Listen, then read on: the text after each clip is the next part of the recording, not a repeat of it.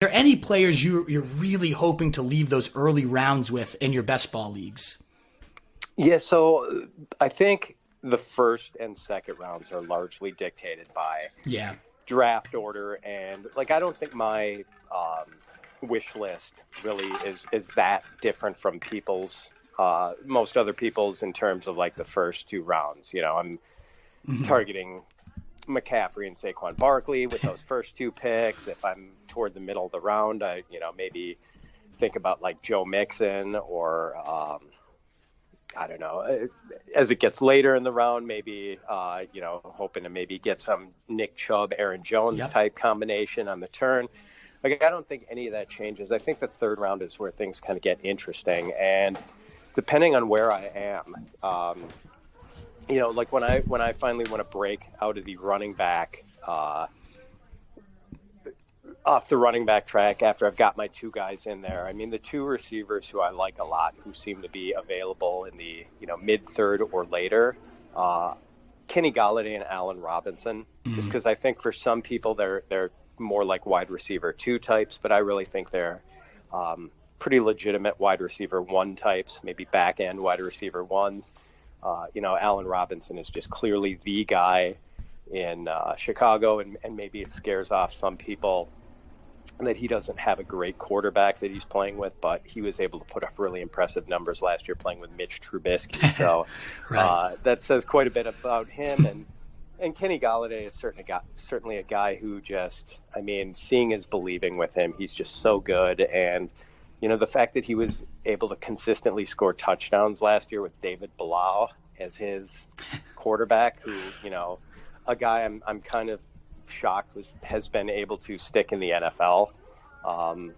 Golladay is just phenomenal. And even though a lot of people like Marvin Jones, and Marvin Jones is a quality number 2, like Golladay is clearly the alpha receiver in Detroit. So those two guys, and one more guy, like I really like. I think some people think the mid to late third round is too early for him, and he does get into the fourth round in some leagues, but I love Jonathan Taylor.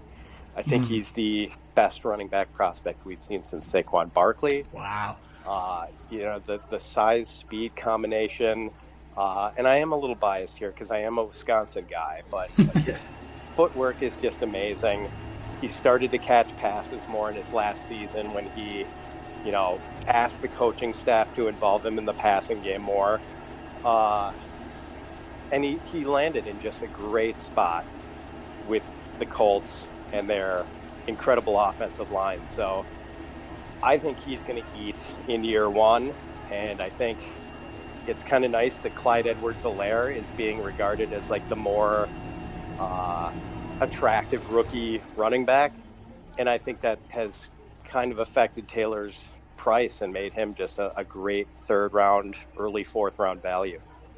Absolutely. He's a very interesting one to shout out because a lot of people, it seems to be with Taylor, is like mediocre year one prospects, but long term, man, this guy's going to kill it, and more of a dynasty leaguer. But you're on the train. This guy is just going to eat right from the first minute he walks in. I mean, I loved watching him play. He was certainly my number one ranked running back this year. And I mean, the line, the powerful back, it is just such a beautiful marriage. Would you take him above Helaire even in redraft or dynasty? I got him one spot above Clyde Edwards-Helaire. And, wow.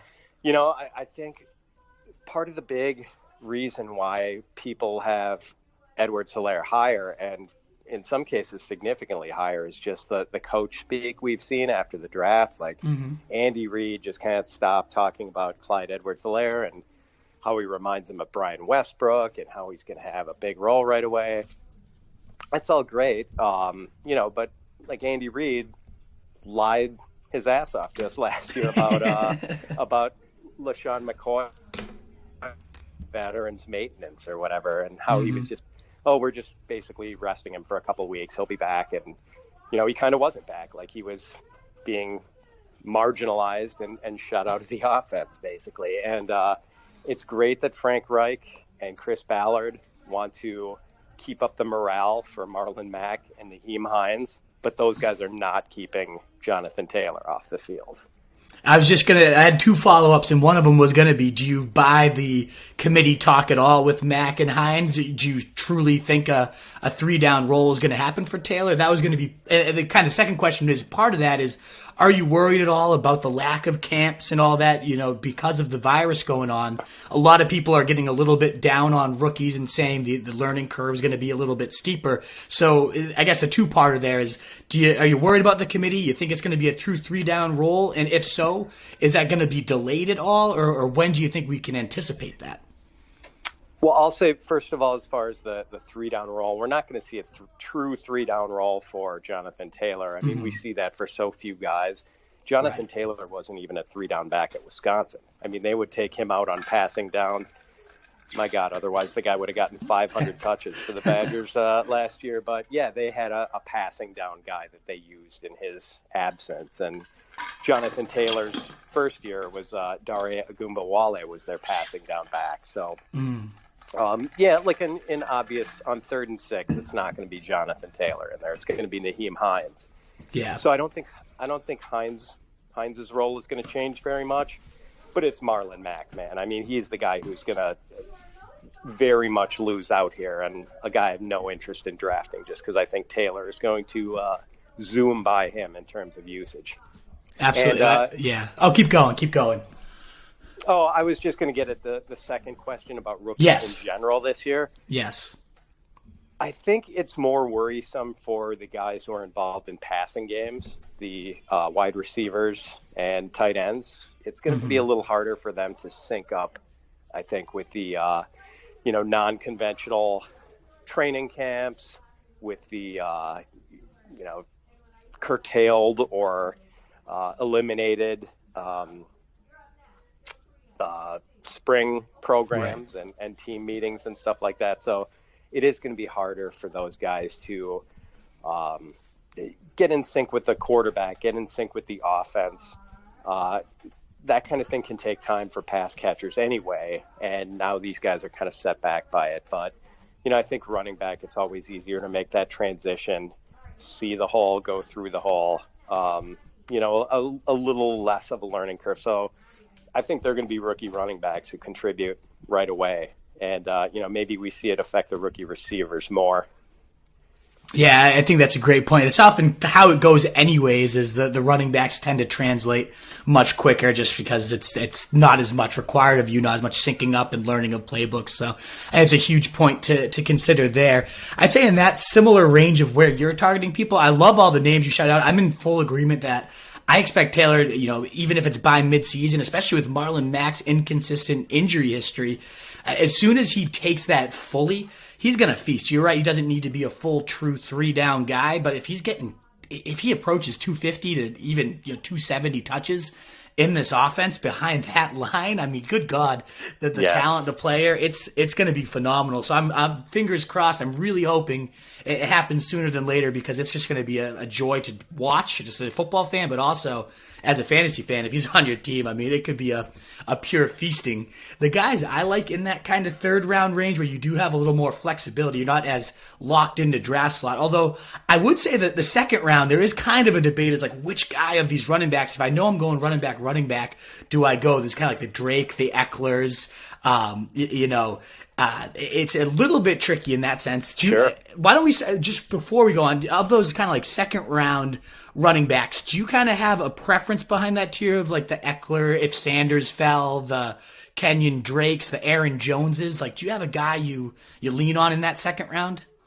Yeah, Sanders would be my favorite, and he's not, unfortunately, getting to the 2nd round as much lately. Like and I'm a little concerned that I don't think there's any good way to spin the Brandon Brooks Achilles injury for him. Like the Eagles starting right guard just blew out his Achilles, and Brooks was one of the highest graded guards in the league last year, maybe even the highest by PFF. I'm not sure about that, but definitely one of the best. So that's going to hurt, but maybe it'll hurt him a little less because he is derives so much of his value from receiving. Right. And it was nice last year, even when he was not looking that great as a runner and maybe was I don't know, being kind of tentative with the way he was running on handoffs early last year, and sort of got him relegated to the number 2 ball carrier behind Jordan Howard last year. But at that point, Miles Sanders was still really producing in the passing game. He was running routes downfield, which is exciting for a running back. We don't always see that. You know, it wasn't just little screen passes.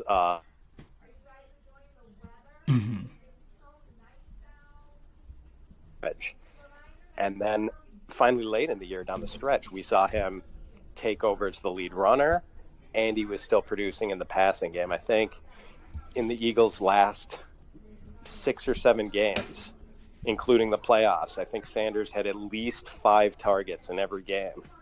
And when you're catching balls at an 80% rate like he did, averaging about 10 yards a catch, like that's just, when you can bank those 10 PPR points every week, I mean, that's massive. And then, you know, the running yardage is just gravy. So, yeah, he has a chance to be really valuable.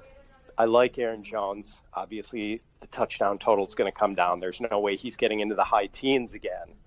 But, you know, A.J. Dillon seems to be scaring some people off, so Jones has been slipping into the second rounds.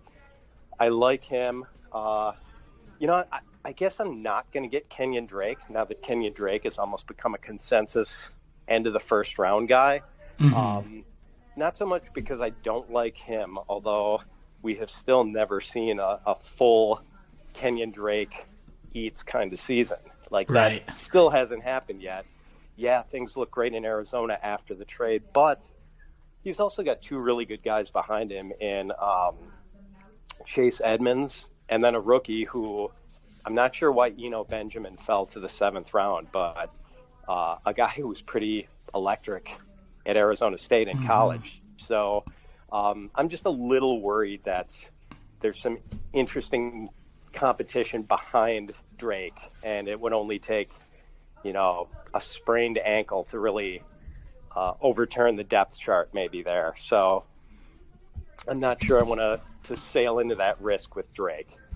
Yeah, I personally am all in on Drake myself, even above, you know, Aaron Jones. You hinted at the TD regression, and I guess I am on that train that he shouldn't lose the goal line role. He was so good at it last year. I mean, led the league in rushing TDs. But A.J. Dillon is that Derrick Henry-sized monster. Like, if he eats in at all, because it was bound to come down no matter what, just natural TD regression. And if he does eat into that total, I mean, so much. I think it ends up being like 36% of his fantasy value was on TDs alone. So I'm slightly nervous, but then there's also the other flip of the coin where it's like, well, it's his last year of his contract. What if they just ride him into the ground? I don't think that will ever happen, but man, if it ever did, if he gets the usage, he's such an exciting player.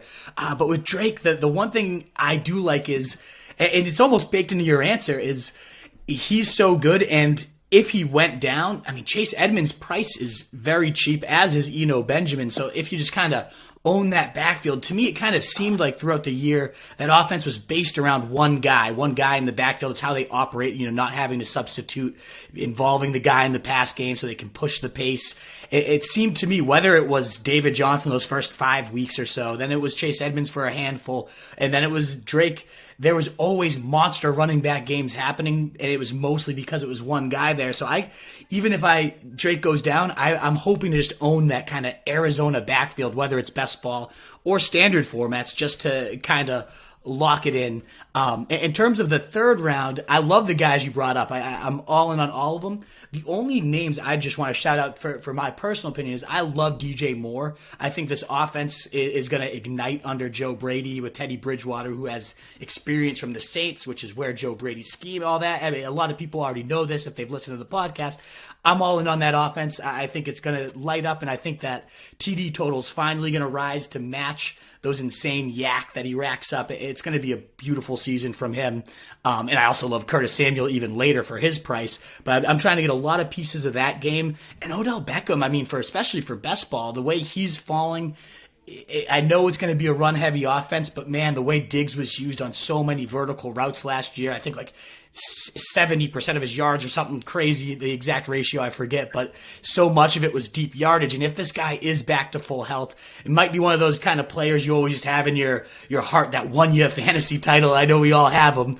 His rookie season, he just carried my lifeless team into a title and won it for me. So I've kind of always been a Beckham guy just at my core. And now the fact that I can get him at the end of round 3 often, and especially in a best ball format, those are the two other guys I just kind of wanted to shout out in addition to your third, fourth kind of turn picks. As we then turn into the mid-round, if you want to comment on either of those guys, feel free as well. Or if you want to just kind of turn your attention to the mid-round and who you're targeting, feel free to just kind of address either. Oh, sure. And I do like all those mid-round or third-round guys that you mentioned. I've stocked up on DJ Moore. I do not want to not have my fair share of DJ Moore with the Matt Rule and Joe Brady offense. Like that could be a potentially great situation, and Moore showed us what he could become last year. I mean, he was just he was evolving and might be close to fully evolved here. And I think he's absolutely going to be a perennial wide receiver one. What is up, you Fantasy Wolf? Thanks so much for tuning in. If you haven't already, share your thoughts in the comments, check out some more videos, and join the newest Wolfpack by subscribing below.